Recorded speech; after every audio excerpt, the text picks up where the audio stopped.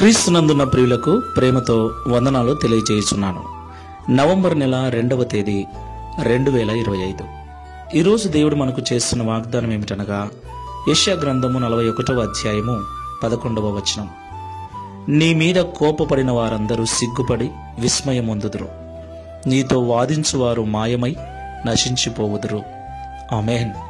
నా ప్రియమైన సహోదరి సహోదరులారా, ఈ లోకంలో యేసుక్రీస్తు ప్రభుల వారి కాలము నుండి నేటి వరకు క్రైస్తవులకు వ్యతిరేకంగా వాదించేవారు, క్రైస్తవుల మీద అనవసరంగా కోపపడేవారు, క్రైస్తవులను నిందించేవారు, క్రైస్తవులను కొట్టి అవసరమైతే చంపే దుర్మార్గపు మనసు కలిగిన వారు చాలామంది ఉన్నారు.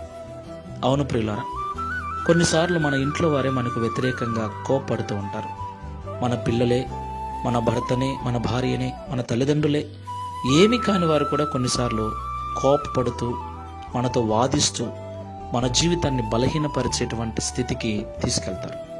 అవును ప్రియులారా, అయితే దేవుడు మనతో ఉన్నాడు కాబట్టి వారు కోపపడినప్పుడు, వారు వాదించినప్పుడు తిరిగి వారితో వాదించకుండా, వారి మీద తిరిగి కోపపడకుండా, వారి మీద ఎలాంటి ద్వేషాన్ని పెట్టుకోకుండా వారి కొరకు మనం ప్రార్థన చేసినట్లయితే ఒకరోజు మన మీద కోపపడిన వారు సిగ్గుపడే విధంగా దేవుడు మనల్ని ఆశీర్వదిస్తాడు. మనతో వాదించేవారు మన ఎదురుగ్గా నిలబడటానికి భయపడేటట్లుగా, మన నుండి పారిపోయేటట్లుగా దేవుడు మన జీవితాన్ని ఉన్నత స్థితికి తీసుకెళ్తాడు.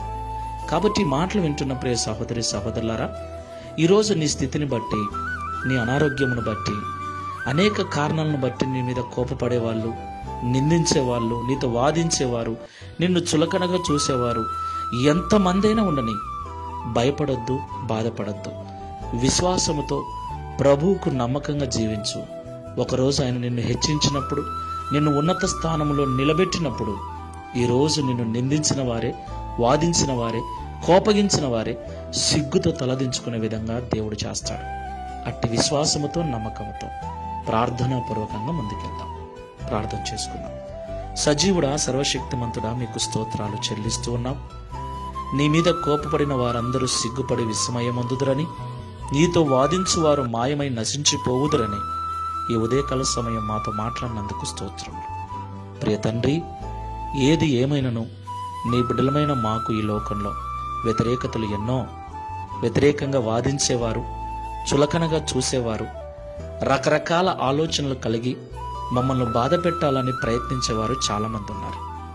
ఏది ఏమైనా మీరు మాతో ఉన్నారు గనుక వారి మీద తిరిగి పగ పెంచుకోక, తిరిగి వారితో వాదించక, తిరిగి వారి మీద కోపంతో మాటలాడక, సాత్వికముతో నీ ఎదుట వారి విషయమై ప్రార్థించినట్లయితే మీరు వారి ఎదుట మమ్మల్ని గొప్ప చేసి వారు సిగ్గుపడే విధంగా చేస్తారని మాతో మాట్లాడినందుకు స్తోత్రములు. ఈ ప్రార్థనలో ఏకీభవిస్తున్న మాకందరికీ మీరు అలా చేస్తారన్న నమ్మకమును, విశ్వాసమును కలిగించి ప్రార్థనాపూర్వకంగా ముందుకు వెళ్ళటకు సహాయం చేయమని, తద్వారా ఈ దిన వాగ్దానమును మా అందరి జీవితం నెరవేర్చి మీ నామమును మహిమపరచుకునమని యేసు నామములో ప్రార్థిస్తున్నాము తండ్రి. Amen. Praise the Lord. God bless you.